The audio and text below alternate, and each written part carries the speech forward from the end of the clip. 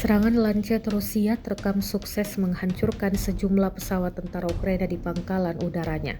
Rekaman detik-detik aksi salah Lancet beredar di Telegram pada Jumat 13 Desember 2024. Dalam keterangan unggahan disebutkan, amunisi yang berkeliaran memberikan serangan efektif jauh ke daerah belakang pertahanan militer Ukraina, membakar pesawat tempur Ukraina dan langsung di lapangan terbangnya.